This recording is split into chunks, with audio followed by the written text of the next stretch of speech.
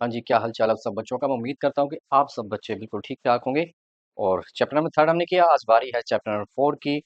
जितने बच्चे यहाँ पर जुड़े हैं अपना नाम ज़रूर कमेंट कीजिएगा अगर आप चाहते हैं कि ये जो कोर्स हमने शुरू किया है बिल्कुल फ्री ऑफ कॉस्ट है, ऐसे ही कंटिन्यू बना रहे। तो मैं आप सब बच्चों से उम्मीद करता हूँ कि चैनल को सब्सक्राइब करेंगे, सपोर्ट करेंगे, शेयर करेंगे और अपनी क्लास के दोस्तों के साथ भी आपने इसकी चर्चा करनी है कि कोई है एचपीएससी मैथ्स वाला जो भिवानी बोर्ड के बच्चों को बिल्कुल फ्री ऑफ कॉस्ट में तैयारी करवा रहा है। और हमारे टीचर साथी अगर यहाँ तक आए हैं इस लिंक को देखकर, तो सर आपसे भी रिक्वेस्ट है आप आए हैं तो शेयर ज़रूर कर दीजिएगा, लाइक कर दीजिएगा, चैनल को सब्सक्राइब कर दीजिएगा।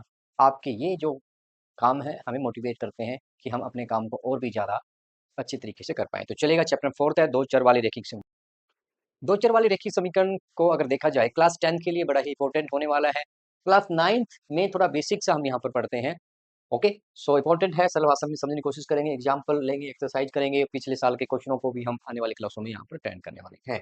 ठीक है जी, तो चलिएगा। सो ज़्यादा समय ना लगाते हुए एक एग्जाम्पल हम यहाँ पर लेकर चलते हैं यहाँ बच्चों के लिए। उससे पहले आपको बताना चाहेंगे 2 चर वाले रैखिक समीकरण जो है आपका प्यारे बच्चों, ये आपका चैप्टर नंबर 4 है, बड़ा इंपॉर्टेंट चैप्टर है। ठीक है, सो ये चैप्टर हम यहाँ पर शुरू कर रहे हैं और चलिएगा। ये इमेज आपको कुछ बता रही है। यहाँ पर आप देखिएगा एक मैच 2005 में हुआ है, एक वनडे मैच है, एक अंतर्राष्ट्रीय जो मैच हुआ उसकी चर्चा यहाँ पर की जा रही है और देखते हैं किस प्रकार हमारे काम आने वाला है। ठीक है, सो यहाँ पर दो आपके खिलाड़ी हैं। ओके, रोहित है और दूसरा जो है कैप्टन है, उसका नाम आपने कमेंट करके बताना है कि ये कौन है। चलेगा, इस बात को छोड़िएगा। अब यहाँ पर भारत का स्कोर जो है वो हो चुका है 176, यानी 176 आपका स्कोर हो चुका है आपकी टीम का। 35 ओवर हो चुके हैं, विकेट अभी तक एक भी नहीं गिरी है और दो भारतीयों ने मिलकर 176 रन बनाए हैं। तो क्या आप इस बात की कल्पना कर सकते हैं कि किस बल्लेबाज ने कितने रन बनाए हैं? कमेंट कीजिएगा। क्या सम जो है आपका 176 हो सकता है? तो आप अगर आप मान के चलो कि आपका एक जो है बल्लेबाज 1 है, बैट्समैन 1 आपका आ गया। ओके, ओके, और दूसरा आपका क्या आ गया? दूसरा आपका बैट्समैन नंबर 2 यहाँ पर आ चुका है। ठीक है, batsman number 1 and batsman number 2 दो आपके पास है। ठीक है, दिखाई दे रहा है आपको? बिल्कुल। सो आप कह सकते हैं कि सर बैट्समैन ने 100 मार्क्स बनाए हैं। ओके, तो दूसरे ने कितने बनाए होंगे? सर दूसरे ने 76 और हो सकता है पहले ने अभी 50 लगाई है। ठीक है, तो दूसरे हम घटा देंगे तो आपका क्या आ जाएगा? 6 2 ओके, 126 बनाए हैं। ठीक है, इस प्रकार आप कल्पना ही कर सकते हैं, अंदाजा लगा सकते हैं, कुछ भी आप बता सकते हैं कमेंट करके। ठीक है, अगर आप ये कहें 150 हो गया। ठीक है, इसी प्रकार अगर इसने 100 लगा दी है, इसकी सेंचुरी हो चुकी है, तो आप कहोगे सर इसने 76 का यहाँ पर स्कोर कर दिया। ठीक है, तो आप देख रहे हैं B1 और B2, बैट्समैन 1 और बैट्समैन 2 जो है वो अलग-अलग स्कोर कर टोटल 176 बना रही है, यानी ये बदल रहा है। हमारा अंदाजा है इस प्रकार का। ठीक है, तो ये जो अंदाजा है जो बदल रहा है, वेरी कर रहा है। ओके, इसको कहते हैं वेरिएबल। अगर आप चाहो तो आप इसको एक्स के द्वारा, ओके, और इसको वाई के द्वारा आप रिप्रेजेंट कर सकते हैं। तो इस प्रकार हम कह सकते हैं कि जो स्कोर आपका हुआ है उसमें एक्स और वाई दोनों के रन को अगर जोड़कर बनाया जाए तो आपका 176 जो स्कोर है वो बन जाता है। ठीक है, ये हमारा एक एग्जाम्पल यहाँ पर रहा। एक्स और वाई क्या रहते हैं? वेरी कर रहे हैं, बदल रहे हैं, इनकी वैल्यू चेंज हो रही है, लेकिन सम हमेशा 176 रहने वाला है। इन्हीं को कहा जाता है चर राशि। आइए थोड़ा और डिटेल में हम करते हैं। आपका जो x जमा y जो है प्यारे बच्चों, वो आपने कहा कि सर ये 176 बन चुका है। ठीक है, तो यहाँ पर x और y जो है प्यारे बच्चों, x कॉमा y जो है इनको क्या कहा जाता है? इनको कहा जाता है चर राशि, इनको कहा जाता है। ठीक है, चर राशि यहाँ पे। और 176 तो आपकी एक संख्या है जो स्थिर है, जो बदलेगी नहीं, तो इसको हम कहेंगे अचर राशि। ठीक है, तो दो प्रकार की राशियां जो है इस इक्वेशन में देखी जा सकती है, जो कि आपकी लीनियर। ठीक है, अब यहाँ पर देखिएगा और एग्जाम्पल लेते हैं। जैसे दो नंबर का सम 5 है। ओके, आपने कहा कि आपके पास दो नंबर है जिनका सम 5 है। ओके, अब 5 कैसे कैसे हो सकता है, क्या संभावनाएं हैं? एक बार फिर से टेबल की मदद से इसको हम समझने की कोशिश करते हैं। ठीक है, तो यहाँ पर ये एक्स है, ये आपका वाई। ओके, एक्स को आपने 1 लिया तो वाई को आप 4 लेंगे, एक्स को 2 लिया तो 3 लेंगे, 4 लिया तो 100 में नहीं। ठीक है, तो ये आप देखिएगा इनका सम 5 यहाँ पर बन रहा है। हम कह सकते हैं कि अगर मुझे x या y यहाँ पर निकालना हो तो y मेरा कैसे निकलेगा प्यारे बच्चों? y जो मेरा है वो क्या हो जाएगा? y का मान आपका 5 माइनस एक्स यहाँ पर हो जाता है। यानी जैसे जैसे x की वैल्यू आपने 1 लेंगे तो y का मान 4 आएगा, 2 लेंगे तो 3 एंड सो ऑन। ठीक है, अब अगर यहाँ पे एक इसका ग्राफ रफ हम ग्राफ ड्रा करते हैं तो सपोज कीजिए ये x आपका 1 है और y आपका 4 कहाँ बनेगा? ये पे आपका बन जाइए। ठीक है, तो आप चैप्टर नंबर 3 में कर चुके हैं, है ना? निर्देशांक लेना 1,4। ठीक है, तो ये बिंदु आ गया। x की वैल्यू 2 आपने ली, सपोज कीजिए ये आपका 2 है और y की वैल्यू 3 ली है। ओके, तो ये आपका कुछ यहाँ पे ऐसे आ जाएगा, ठीक है? तो ये आपका आ गया 2,3 ओके, ये हम चैप्टर नंबर 3 में कर चुके हैं इनको लेना निर्देशांक को। अब 2 और 3 को अगर मिलाया जाता है, ओके? 2 और 3 को अगर मिलाया जाता है, तो इस लाइन पर जितने भी पॉइंट आएँगे ना, ठीक है? वो इसको संतुष्ट करेंगे। हम कह सकते हैं कि अगर अगर इसका ग्राफ बनाया जाए, तो वो एक रेखा यहाँ पर बनने वाली है। क्या बनने वाली प्यारे बच्चों? एक रेखा यहाँ पर बनने वाली है। इसीलिए इसको क्या कहा जाता है? इसीलिए इसको कहा जाता है रेखिक रेखिक समीकरण इसका जो नाम है, वो यहाँ पर रखा गया है लीनियर इक्वेशन, ठीक है? तो लीनियर इक्वेशन रखी गई है इसका नाम और आइए जानते हैं क्या-क्या ऑपरेशन है इस पर लगा सकते हैं। अब बात की जाए ऑपरेशन की, एक रैखिक समीकरण पर तब कोई प्रभाव नहीं पड़ता नंबर 1 जब समीकरण के दोनों पक्षों में समान संख्या जोड़ी या घटाई जाती है। आइए इसको समझने की कोशिश करते हैं। ठीक है?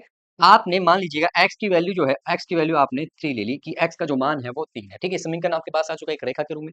क्या हो अगर हम दोनों साइड में कोई एक समान संख्या जोड़ देते हैं, कुछ भी आप जोड़ दीजिएगा। तो सपोज कीजिए आपने यहाँ पर x की वैल्यू 5 जोड़ दिए, ओके? तो यहाँ भी आपने 5 जोड़ देना है। ठीक है? बात क्लियर होगी? इसको हल करेंगे तो x plus 5 is equal to 8 आ गया, ओके? और अगर 8 को घटाया जाए x के लिए तो 8 माइनस 5 3 हो जाएगा। तो अब आपने देखा कि अगर हमने दोनों साइड में कोई एक समान नंबर जोड़ दिया है, तो आपके उत्तर पर कोई भी फ़र्क नहीं पड़ता है, समीकरण हमारा संतुलन ही कहा जाएगा, संतुलित ही कहा जाएगा।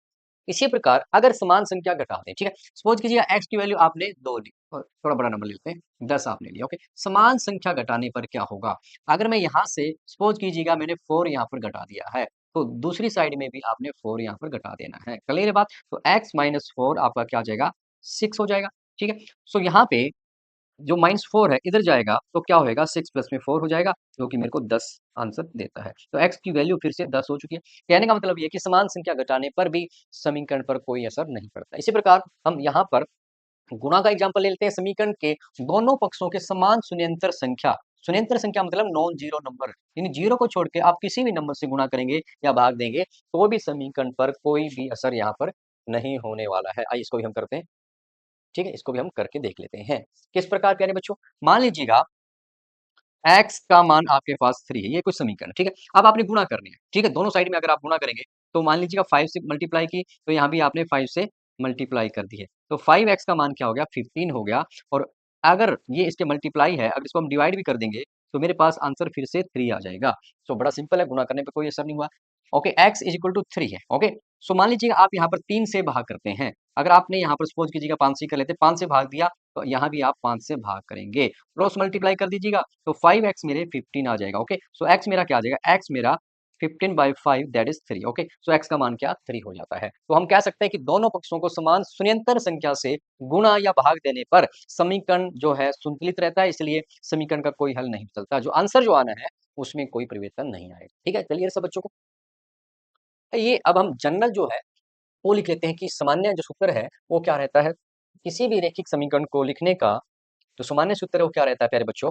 वो आपका इस फॉर्मेट में रहेगा ax प्लस में by प्लस में c इज इक्वल टू 0। तो ये आपका एक रैखिक समीकरण है जिसके अंदर आप कह सकते हैं x और y जो आपकी क्या है यहाँ पर दो चर राशि आपके पास आ चुकी है। ठीक है? सो a को क्या कहा जाता है? ठीक है? x जो है x का गुणांक आपने चैप्टर नंबर 2 में किया था आई थिंक। x का गुणांक यहाँ पर क्या है? a है और यहाँ पर y का गुणांक यानी y के गुणा का अंक क्या है प्यारे बच्चों? वो आपका जो है वो p है। ठीक? ये क्लियर हो गया? c आपकी क्या है? c आपका एक जो है अचर राशि यहाँ पर है जो कि बदलती नहीं है। ठीक है? ये सिंपल सा फार्मूला आपका रहता है और इसी के आधार पर बड़े सिंपल सिंपल क्वेश्चन है। तो सबसे पहले हम एग्जांपल्स को यहाँ पर कर लेते हैं और फिर आगे बढ़ते हैं। सो यहाँ पर एग्जांपल आपको दिया हुआ है, कहता कि नीचे दिए गए समीकरणों को आपने ax plus b y plus c is equal to 0 के रूप में लिखना है। पहला काम तो आपने ये करना होगा और फिर आपने a, b और c की जो वैल्यू है वो आपने बतानी है। कोई भी एग्जांपल आप एक ले लीजिएगा। सपोज कीजिएगा ये आपने यहाँ पर ले लिया है, ओके? सो हम लिखेंगे इसको क्या? 2x प्लस में 3y इज इक्वल टू 4.37 ये आपका गिवन है। तो हम क्या करेंगे यहाँ पर भी जीरो बनाने के लिए राइट साइड में 2x प्लस में 3y ओके ये आपका इधर जाए तो आपका माइनस हो जाएगा दैट इज 4.37। ये मेरे पास यहाँ पर क्या रह जाएगा? जीरो यहाँ पर रह जाएगा। क्लियर आप बच्चों को? ठीक है? सो अब हमारे पास जो लिखने का सूत्र है वो क्या है? ax प्लस में by प्लस में c is equal to 0। Simple सी बात है। अब यहाँ से आप देख सकते हैं a का जो मान है वो क्या बन रहा है प्यारे बच्चों? a की वैल्यू अगर हम चेक करेंगे तो यहाँ से आप देखिएगा x का गुणांक यहाँ पर a है, तो यहाँ पर x का गुणांक 2 है, तो हम कहेंगे कि a की वैल्यू आपके पास 2 आ चुकी है। y का गुणांक b है और y का गुणांक 3 है, तो हम कहेंगे b के जो मान है वो 3 हो जाएगा, ठीक है। सिमिलरली c का जो मान है वो क्या है, वो डायरेक्ट आपके पास -4.37 हो चुका है। क्या एग्जाम्पल समझ में आया है बताएं? एक दो एग्जाम्पल और करते हैं, फिर हम एक्सरसाइज की तरफ बढ़ते हैं। चलिएगा, एग्जाम्पल नंबर हम कर लेते हैं यहाँ पर, थर्ड एग्जाम्पल को और यहाँ पर हल कर लेते हैं, ताकि हमें क्लियर हो जाए कॉन्सेप्ट कैसे लगाना है। ठीक है, ये आपके पास आ चुका है, इस क्वेश्चन को हम कर लेते हैं। ये आपके पास आ चुका है 4 is equal to 5x minus 3y। Okay, तो यहाँ पर जीरो अगर इसको शिफ्ट कर देते हैं इस साइड में, तो 5x माइनस का 3y, और ये इधर आएगा तो माइनस का 4, तो हमारे पास क्या रह जाएगा, इक्वल टू 0 हो जाएगा। क्लियर है बात आपको? और अब हम लिख लेते हैं ax। ओके, ax प्लस में by प्लस में c इज इक्वल टू 0, ये आपने यहाँ पर लिख लिया है। चलिएगा, कंपेयर कीजिएगा गुणांक को, तो हमारे पास x का गुणांक क्या बन रहा है, that is a is equal to 5 हो जाएगा। y का गुणांक b है। ओके, तो b की जो वैल्यू यहाँ से आ रही है आपकी माइनस की 3 आ जाएगी, और c की बात की जाए तो मेरे पास माइनस का 4 आ जाएगा। ठीक है, तो इस प्रकार इन क्वेश्चनों को आप बड़े आसानी से कर सकते हैं। चलिएगा, अगले एग्जाम्पल की तरफ बढ़ते हैं। सो एग्जाम्पल नंबर 2 में क्या कहा गया है, निम्नलिखित में से प्रत्येक को दो चर वाले रैखिक समीकरणों के रूप में आपने यहाँ पर लिखना है। दो चर मतलब x और y के रूप में आपने लिखना है। ठीक है, तो यहाँ पर देखिएगा, ये आपके पास फर्स्ट एग्जाम्पल हम यहाँ पर कर लेते हैं कि x is equal to -5। Okay, so यहाँ पर हमारे पास क्या नहीं है, हमारे पास y नहीं। तो आप कह सकते हो जो